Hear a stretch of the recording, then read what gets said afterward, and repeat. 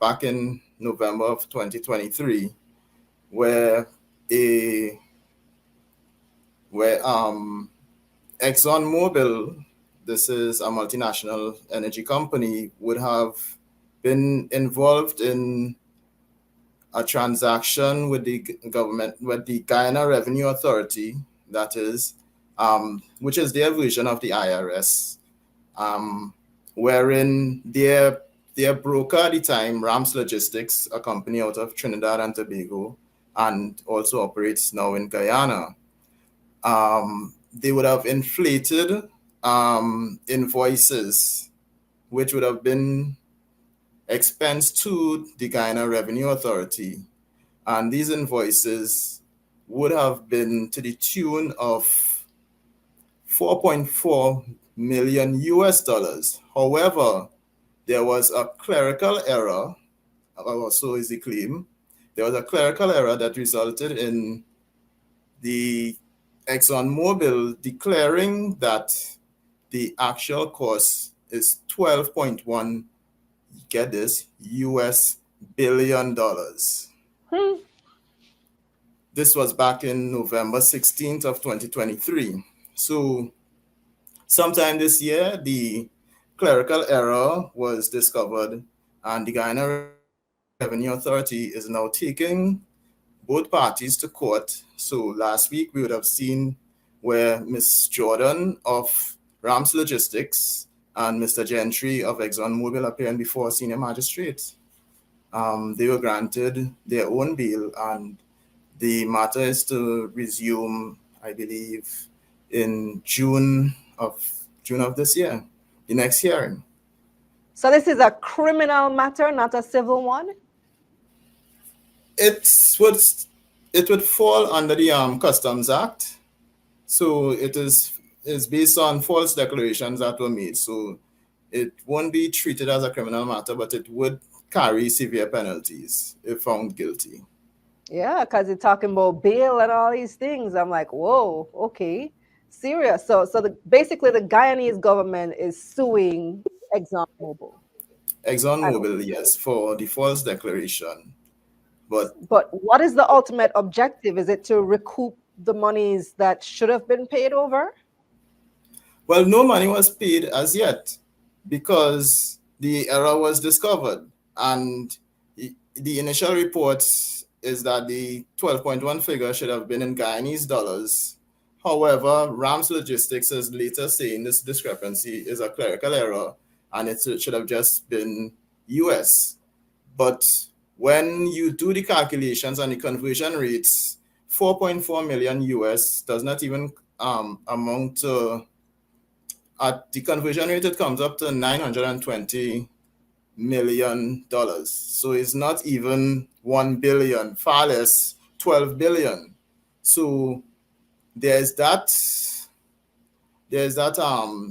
discrepancy there, where now coming out of this fiasco, you have the president of Guyana, the vice president of Guyana, Mr. Jack Dhill, now reviewing past invoices on behalf of that would have been submitted on behalf of Exxon by Rams Logistics to determine if there were any other overstatements.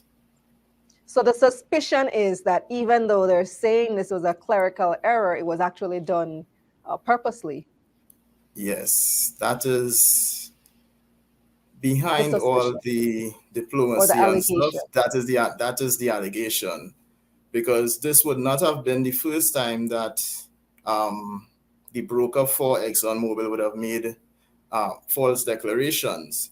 Back in 2022, they faced 10 charges for false declarations that were made back in 2021 and 2022.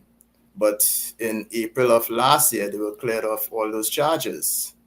Then there was another incident back in 2022 where they would have, this is now the agents former agents, because they are no longer operating as the brokers for ExxonMobil, but this is Rams Logistics here, where they were acting as the agents for a motor vessel, and that vessel failed to report to the Guyana Customs when they were departing Guyana for Trinidad. And this is also a violation of the Guyana Customs Act, right?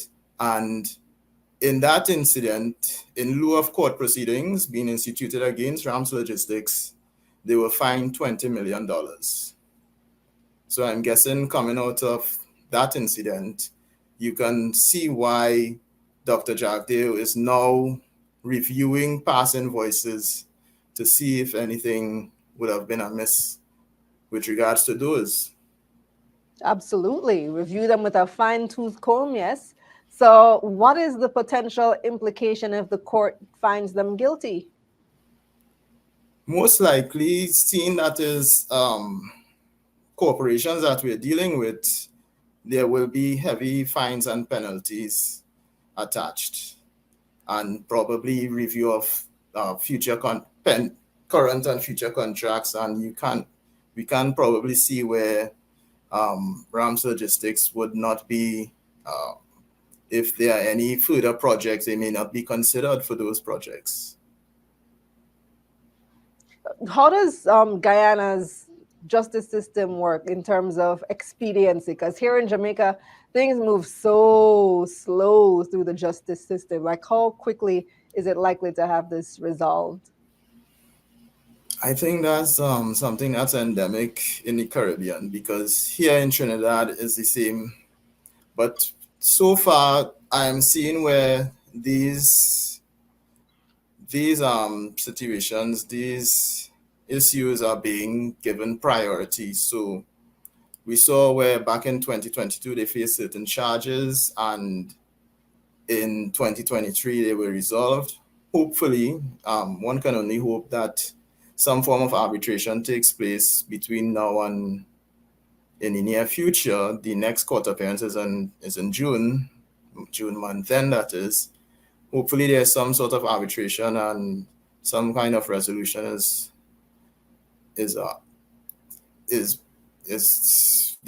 arrived at, and we see where we don't have a lengthy court process, a lengthy and costly court process at that too. And finally, Russell, do you see this impacting the business environment or the investing climate in Guyana? This one incident, I don't think so. But the implications, had this gone through, would have been significant, because under the production sharing agreement between Exxon and the government of Guyana, Exxon is permitted to deduct up to 75% of the revenues towards cost recovery. So basically what that means is that Exxon is doing all the heavy work, but they can claim back on the revenues up to 75%. So think 75% of 12 billion plus whatever additional costs they would have had. Now, thankfully, that the error was recognized, was noticed, and it was picked up on early. So you would not have that large, that heavy, I don't want to say fine, but that heavy fee, right? If it was not spotted early. Well, thanks so much for that. Thanks so much for that update and overview, Russell. We'll definitely keep tracking this one and see what happens. You hearing me?